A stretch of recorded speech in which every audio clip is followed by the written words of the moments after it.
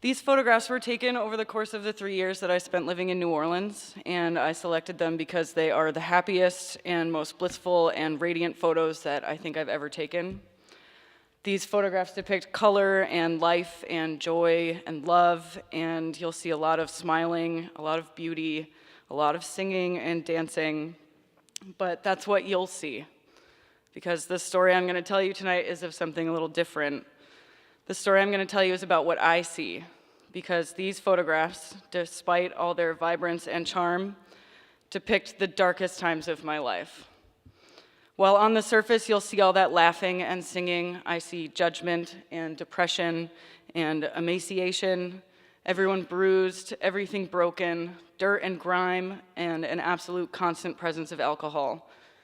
I see the lush green grass of these photographs, and I remember that it's coated in chemicals and vomit and dog shit and regret. I moved to New Orleans on a whim and half accidentally.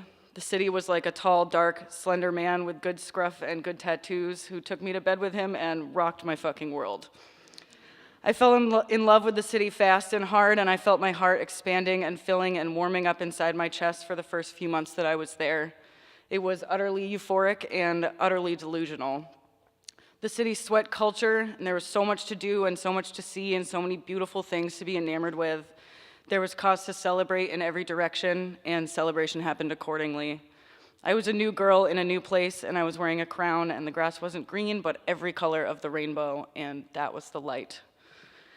It took me 3 years to realize just how blinding that light actually was. In retrospect, at first I just felt stupidity. I felt foolish and insensitive.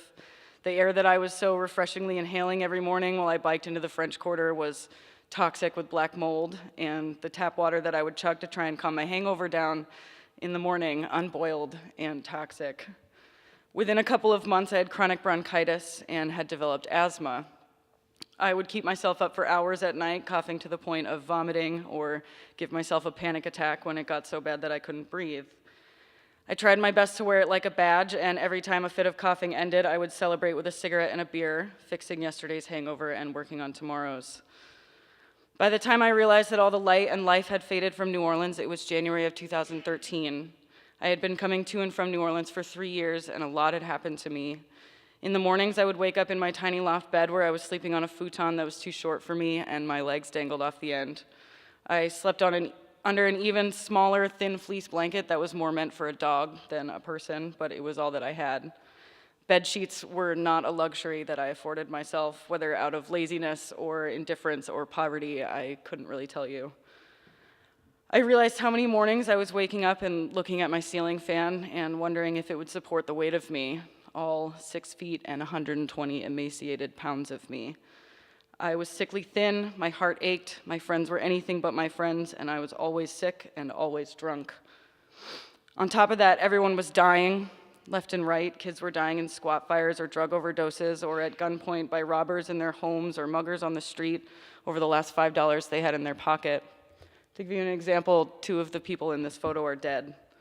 And these were my friends, and I hated almost all of them, and they hated me, and they hated each other.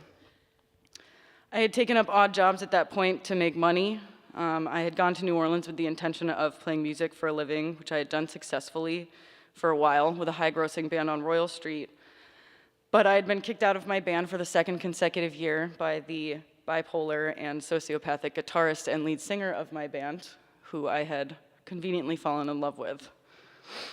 So in an attempt to keep my head above water, I started relying on my now skeletal figure and took up odd, debaucherous, and demeaning jobs on Bourbon Street, from shotgirling to cocktail waitressing at a strip club to photographing couples having sex to selling my underwear to a group of bachelors at 2 in the morning for $69. I had stopped caring for anything. My music had no soul or feeling to it anymore.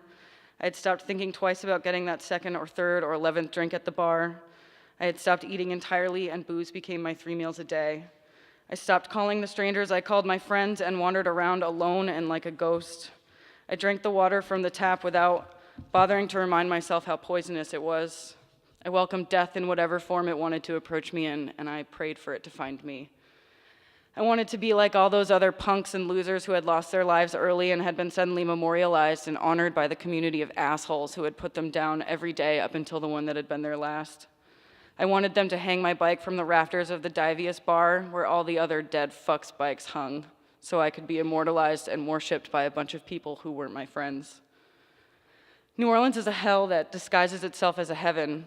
You fall into it like it's a pool of glitter and lust, and you're convinced that with all this light and splendor, there can't possibly be a more beautiful place.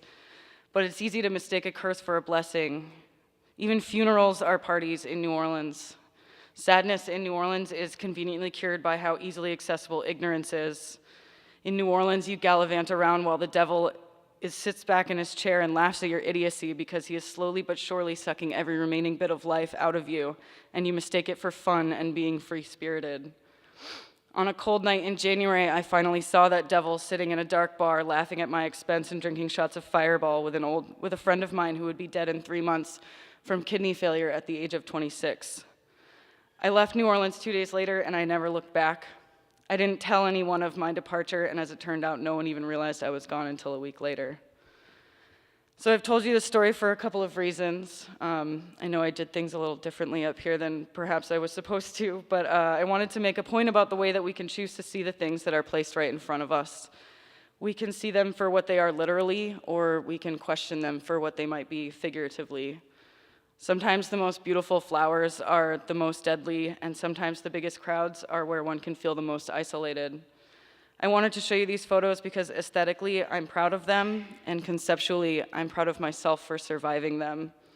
Just as we can find hope in remembering the light during darkness, we can find knowledge from admitting the darkness among the light. Thank you.